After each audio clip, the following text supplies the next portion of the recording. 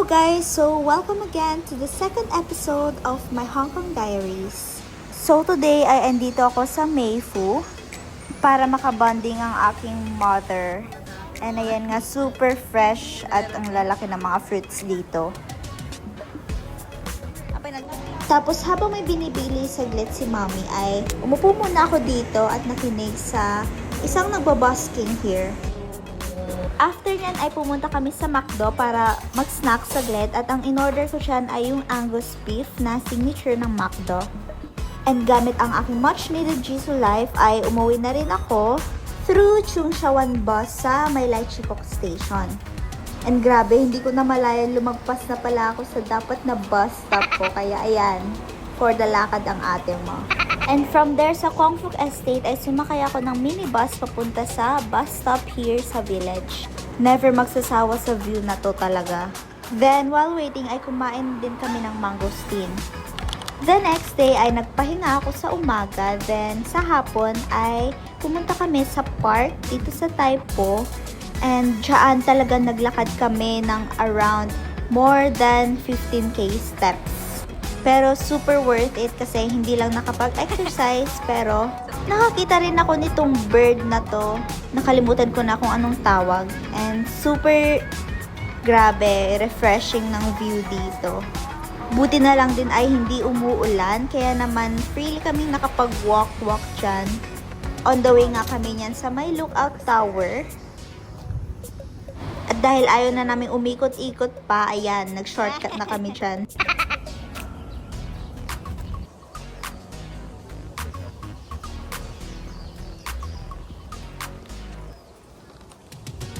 And finally, nakita na rin namin itong lookout tower. Pero, sadly, close na sila since magsa 7 PM na. But it's okay, kahit hindi man kami nakapunta dun sa tuktok ay maganda pa rin naman ang view dito sa may middle part nitong lookout tower. Ayan, kitang-kita yung bay view.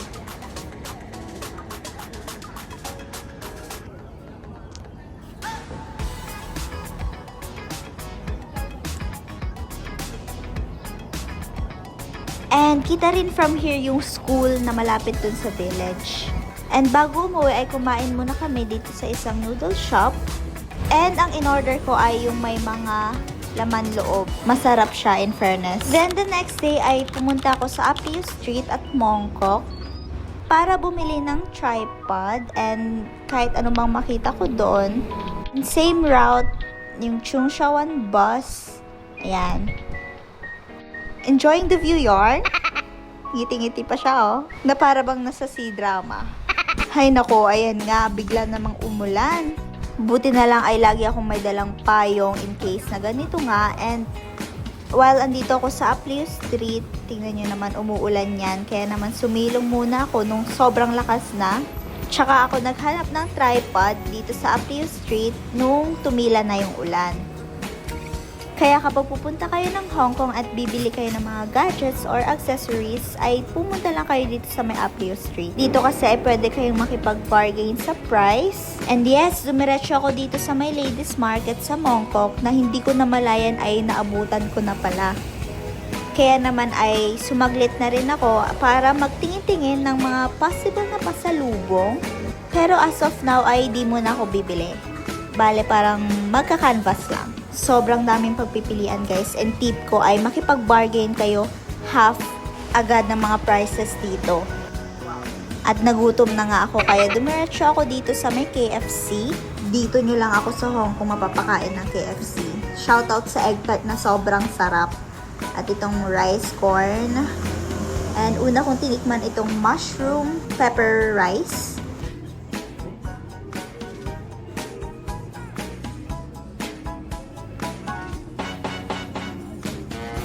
And in fairness, masarap siya ha.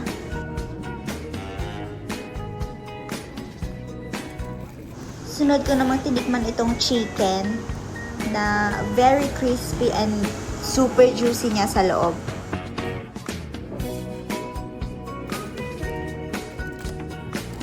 And our main character is the egg tart. Super busog nga ako niyan, kaya naman naglakad-lakad muna ako dito sa may malapit na park habang may nagbabadminton dyan na mga seniors. During summer, I need talaga nitong fan dahil sobrang init. And ayan, nung maghapon na ay umuwi na rin ako. Bus ulit, syempre. And yes, for the hike na naman yan siya.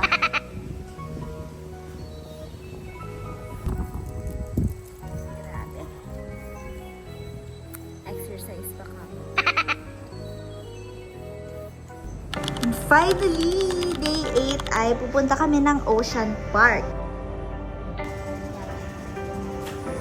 Last kong punta dito is around 2 years ago with my ate and kuya. Naalala ko may statue ng crocodile dito sa gilid na akala ko totoo. Kaya nagulat ako tapos sumigaw ako ng sobrang lakas day. Pero anyways, na dumiretso kami dito sa may Grand Aquarium. And believe it or not, yung last kong punta dito ay di kami nakapasok dyan. Dahil dumiretso ba naman dun sa kabilang island kung saan nandun yung mga rides. Ayan, i-enjoy nyo munang magtingin-tingin ng mga fish, mga turtles, and everything nice.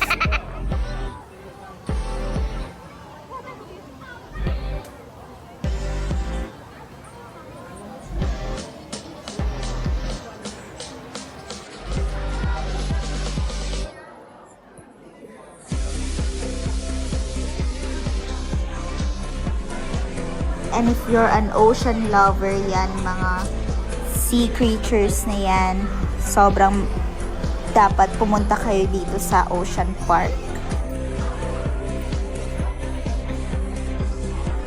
Ang cute nitong mga stingray na to. After dun ay dumiretso na kami dito sa may cable car. Habang papunta dun ay nadaanan namin itong Old Hong Kong na super aesthetic and ang ganda mag-picture here as in. At nagulantang nga kami sa sobrang haba ng pila niyan sa papuntang cable car. At kung minamalas-malas nga naman ay biglang umulan kaya naman ay temporarily suspended ang cable car.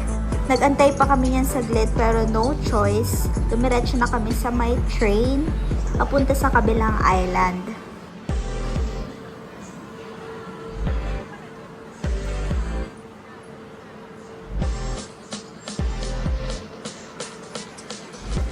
Ayan, yung bumukas na nga ay dire-diretso talaga ako dyan sa may upuan.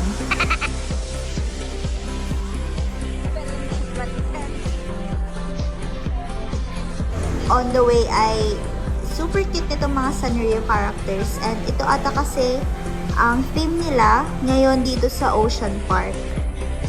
Karami, tulungan mo kami!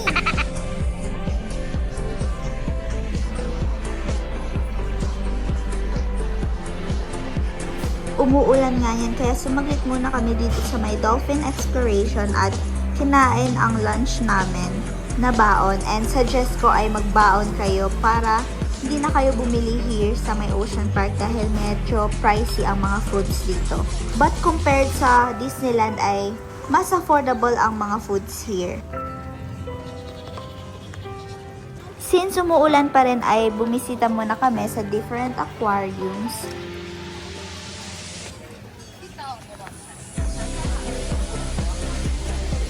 Unang-una ay dito sa sea jellies. Super ganda ng mga jellyfish na to. And look at this, guys.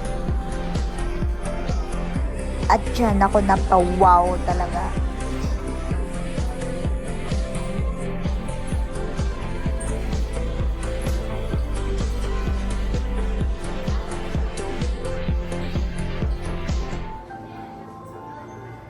Sunod naming pinuntahan ay yung mga sea lions, but unfortunately, since umaambon rin ay nasa loob sila, kaya hindi rin namin sila nakita. Dahil nga umuulan, temporarily suspended din most of the rides. Kaya naman nung meron na kaming nakitang open na ride, ay dumiretso na kami papunta doon. Ito yung parang rotating tower nila na kung saan makikita mo yung kabuuan ng view ng buong Ocean Park.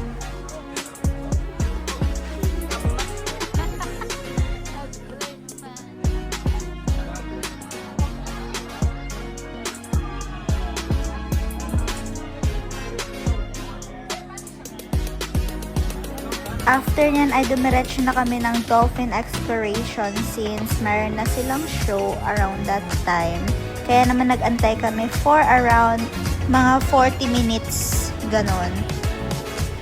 And ayan na nga, nag-start na and sinabi naman nila beforehand na may mga changes during this dolphin exploration kumpara sa normal days dahil na umuulan.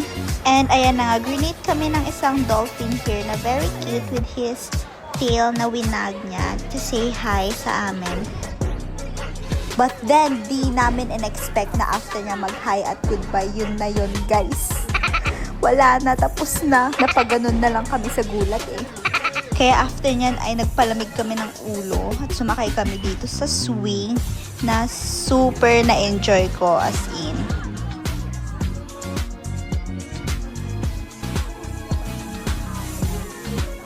And then next naman namin sinakyan na itong Ferris wheel na super duper okay kasi mas kita yung kabuuan ng view from the top.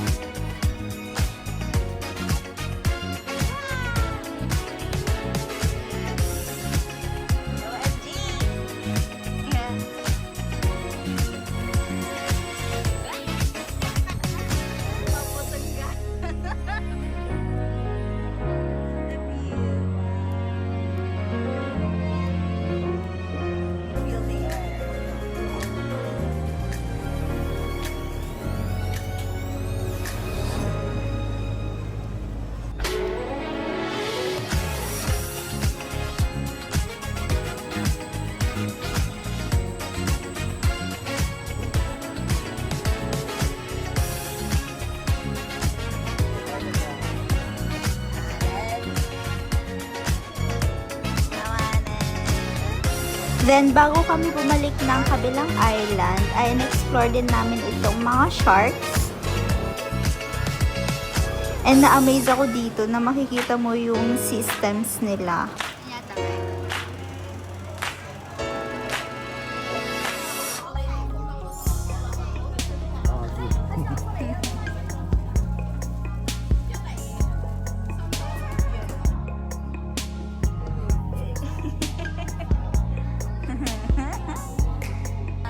Na para bang si Anger ang kumokontrol sa kanya, oh.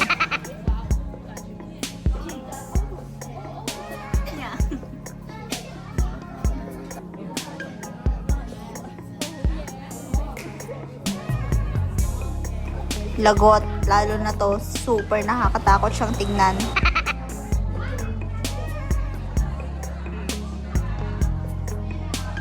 Ayun na nga, habang nakapila ulit sa napakahabang cable car ay naglaro muna ako dito sa aking camera ng snake.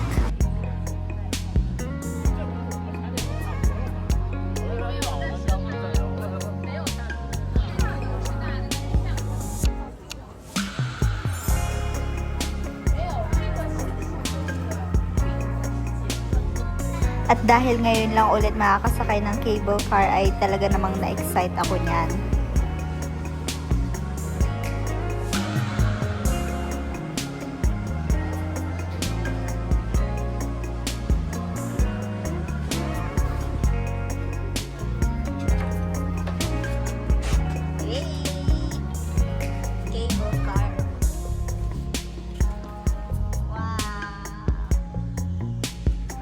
And ayun, enjoy nyo muna yung view kasama namin.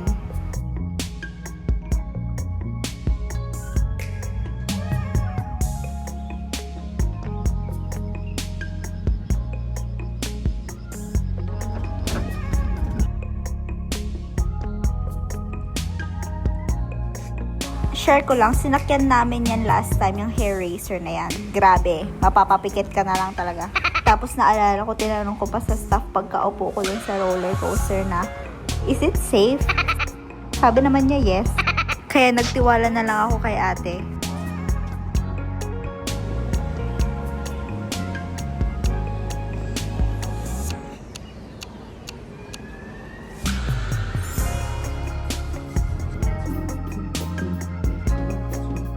Gusto ko rin yun, yung nakakabit sa kanilang mga panda. Ang cute.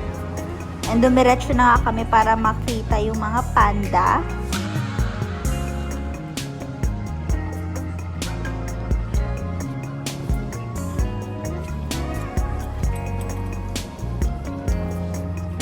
But then, pagkapasok namin sa loob ay nasa loob pala sila. Wala sila sa labas mismo na nakikita namin.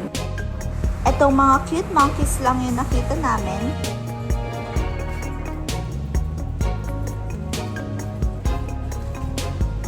And ayun nga, natutulog lang sila sa loob, ang mga kitty pandas na to.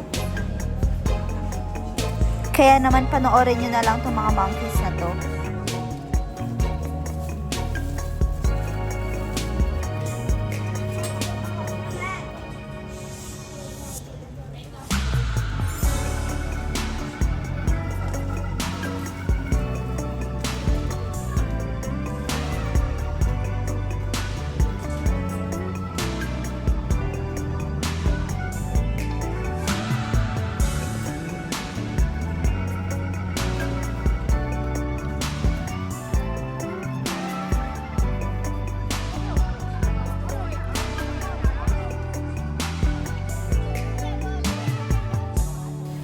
Pauwi na nga kami ng mga time na yan.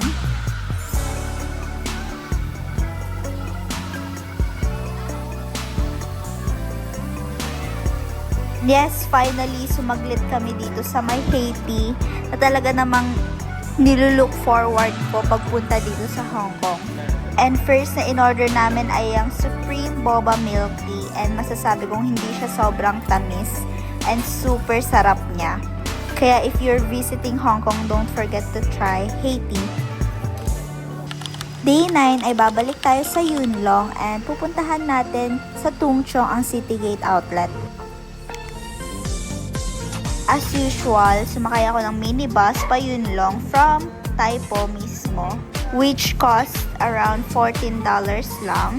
And I can say na sobrang bilis niya compared sa pag mag-train ka. It took me around 20 to 30 minutes lang buong ride. And ayan nga, na-tempt talaga ako bumili ng mga Shinchan anik-aniks na yan dahil super cute nila, pero binili ko lang is yung sticker.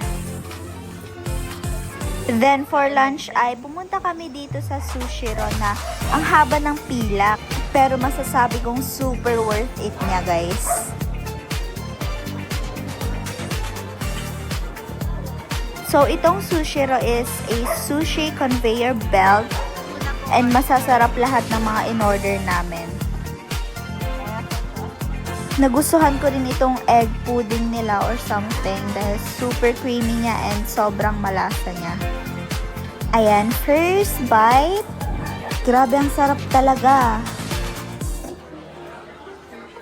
Ito yung sinasabi kong egg something. And I don't know, pero super naging fan ako ng wasabi kasi ang sarap niyang i-partner sa sushi.